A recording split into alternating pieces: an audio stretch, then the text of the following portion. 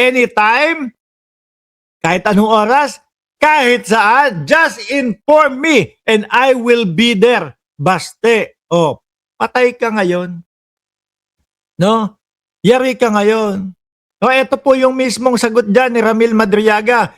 Mayor Baste Duterte, I am so honored to be challenged by a former presidential son into a peace fight. No? O yan, nilinaw na. Baste ha, yung sinabing blow dun sa taas, hindi ano yun, hindi trabahong blow yon. Okay? O hindi blow na trabaho.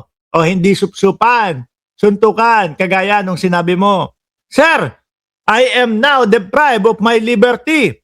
I am helpless and I am already 58 years old. Please, try to challenge someone of your average and height. Ako, 41 ako. Kung hahamunin ako ni Baste Duterte. Aba, bakit hindi? Boxing? Oho. Mixed martial arts? Okay lang.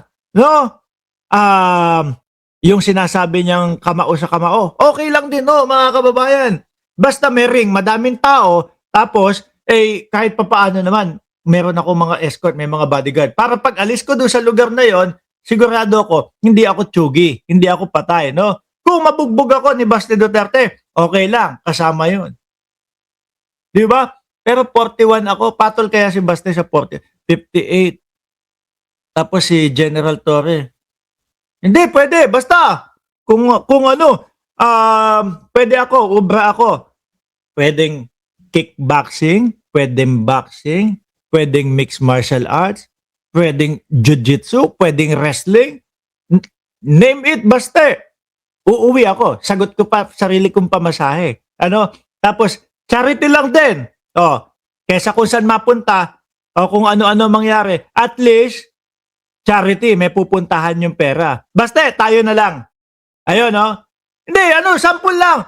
Maano lang. Kumbaga ho, mga kababayan, matuloy lang. Pagod na ang taong bayan eh. No, kakasuntukan ni Baste Duterte. Tapos hindi naman pupunta. Baste, eto pa ha. Alam ko, ang height mo, matangkad ka, malaking tao ka, malaking bulas ka. Ako, 5'6 lang ako. 5'6 o 5'6 and a half o 5'7. Pero, uubra ako, no? Tapos, lagyan lang natin ng charity. No? Uuwian ko ho talaga yan, mga kababayan. Kahit sariling pera ko na, walang kahit kahit gumastos ako, magpapaalam ako sa trabaho ko, sasabihin ko, hindi muna po ako papasok. No, sasabihin naman ng boss ko, sige, go, bugbugin mo ha. Hindi, sasabihin lang ng mga DDS, sino ba si Mark Ramos? No? Bakit papatulan ni Baste Duterte yan? Diba? Ganyan lang naman yung sasabihin yan. Pero ang tanong natin ngayon ho, mga kababayan, ano na naman ang idadahilan? Ano na naman ang aalibay ni Baste Duterte dito sa hamon niya na pinalagan po, mga kababayan? Diba? Malamang sasabihin, hindi man ako naghamon. Malamang ho, mga bossing, di ba may sinasabi si Baste Duterte doon sa rage nila, nanahimik ako kasi alam ko nagse-self-destruct si Marcos. Kaganyan si Baste. Di ba? Sinabi niya yun doon sa rage niya, nanahimik ako kasi alam ko nagse-self-destruct si Bongbong Marcos diyan sa pag-imbestiga ng mga flood control, etc. Pero alam namin ang katotohanan kung bakit ka natahimik, Baste.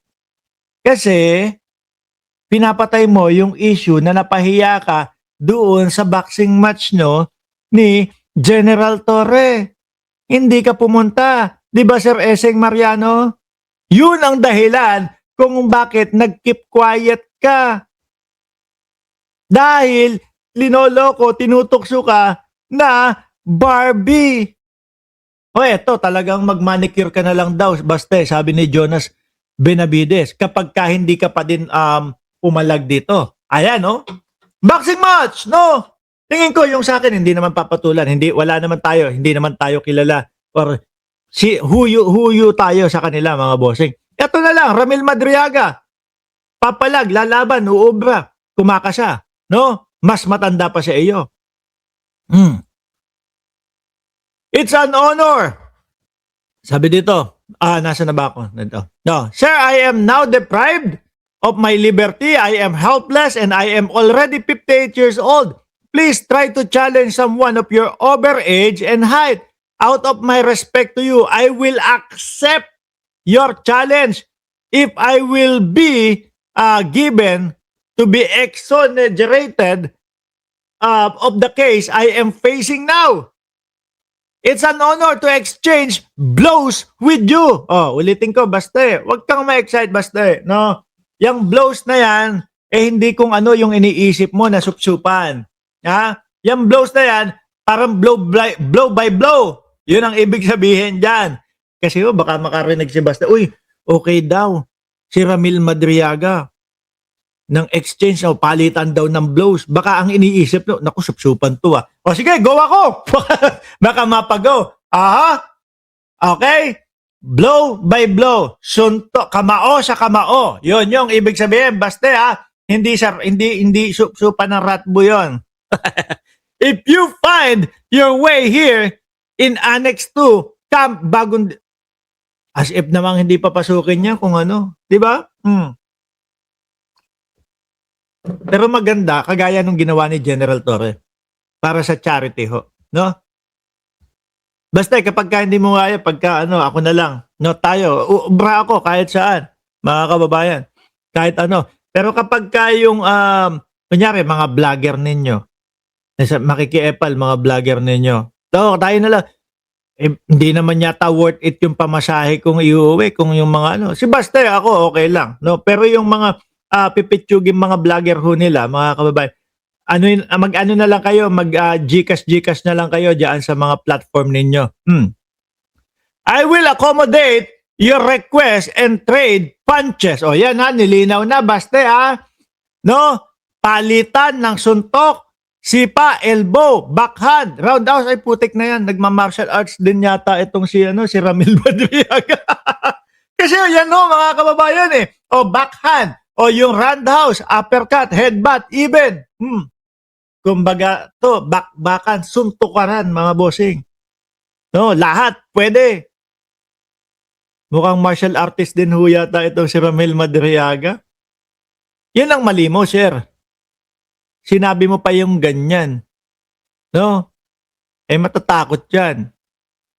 Yung kay General Torre nga lang, yung pag ganun-ganun ni General Torre, napalipad na ng Singapore si Baste. Sabi ni Tina B, no? Saan ba yung sabi ni Tina B? Ang bilis naman. Kay Baste, blow by blow. Oh, natrabaho.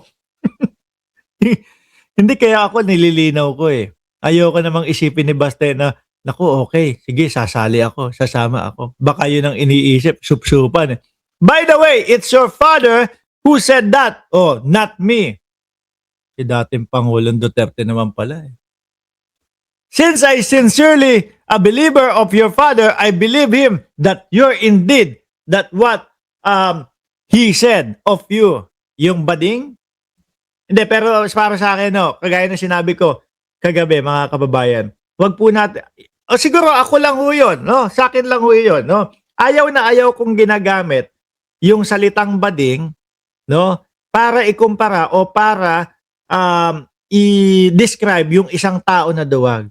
Ayaw na ayaw ko ho yun. Bakit po? Mataas ang respeto ko po sa LGBTQ community, mga kababayan. At para ho sa akin, yung kanilang sitwasyon o yung kanilang kasarian, mga boss chief amo sir, ay dapat nire-respeto. No po? At ang pagiging bading ay hindi po ibig sabihin ng bakla, ng duwag. Madami po na mga bading, bakla, tomboy, mas magagaling pa ho sa ating mga mga kumbaga lalaki at babae. Mas madami pa pong mga bading, bakla, tomboy sa LGBTQ community po na marespeto ho, mga kababayan No? Kaya okay na po yung kay Baste na Barbie. Ayos na po sa akin yon. Barbie, okay na yon. Di ba nga yung rage nila, mga kababayan? Yung rage po nila, plan B daw po yan, mga bossing. Ano?